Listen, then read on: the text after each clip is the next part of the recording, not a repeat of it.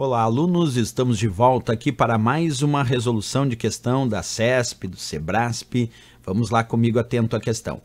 A GNU-GPL, GNU General Public License, estabelece basicamente 4 pilares básicos do software livre.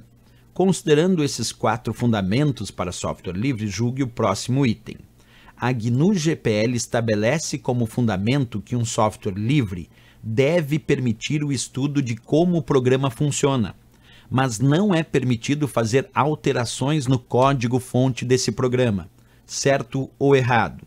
Bem, olha só um detalhe, pessoal. Quando a gente fala da licença GNU-GPL, ela é atualmente uma das principais licenças para conceituar o que é software livre.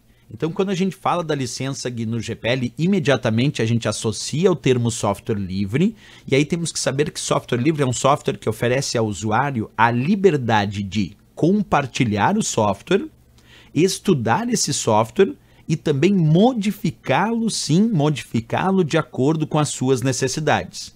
E como isso está descrito? É porque quando falamos em software livre, estamos nos referindo à liberdade em relação a esse software, liberdade de utilizar, de modificar, de acessar o código-fonte, e não ao preço. Muita gente confunde software livre com questão de gratuidade, e a liberdade aí se refere ao software em si, e não à questão de preço.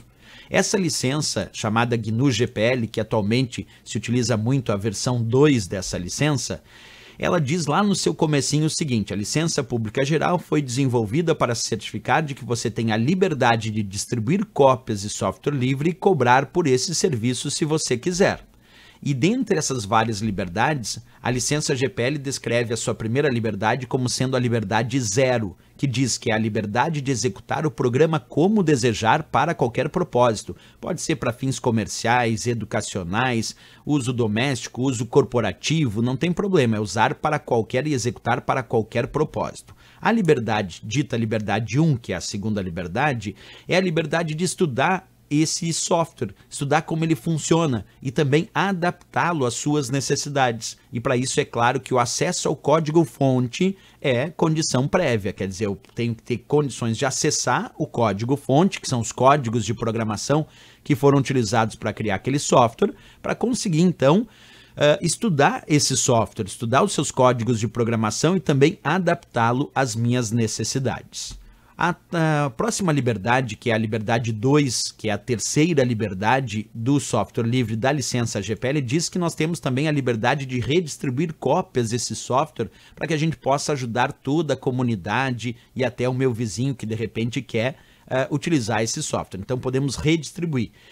E a liberdade, chamada liberdade 3, que é a quarta liberdade, essa é uma das mais relevantes, porque essa é aquela que a questão discute. É a liberdade de melhorar o programa e divulgar suas melhorias para o público para que toda a comunidade se beneficie. Sendo assim, eu posso modificar esse programa, melhorando ele, e ainda posso redistribuir essas modificações para que todo mundo conheça essas modificações e possa aproveitar essas inovações que eu coloquei no software. E o acesso ao código-fonte também é uma condição prévia para isso. Bem, pessoal, voltando à questão, o que a gente pode concluir agora? Será que está certo ou errado a questão no momento que ele diz aqui embaixo, ó? A GNU-GPL estabelece como fundamento que um software livre deve permitir o estudo, perfeito, de como o programa funciona, até agora está certo. Mas aí depois da vírgula ele diz, mas não é permitido fazer alterações no código-fonte desse programa. Errado, é permitido fazer alterações. Então está errado a questão, porque o software livre não só me permite estudar como ele foi feito, mas ele também me permite modificar e adaptar este software às minhas necessidades e até redistribuir cópias dessas versões modificadas. Então no momento que ele diz que não é permitido fazer alterações no código-fonte, isso está errado. É sim permitido fazer alterações no código-fonte. Valeu, pessoal!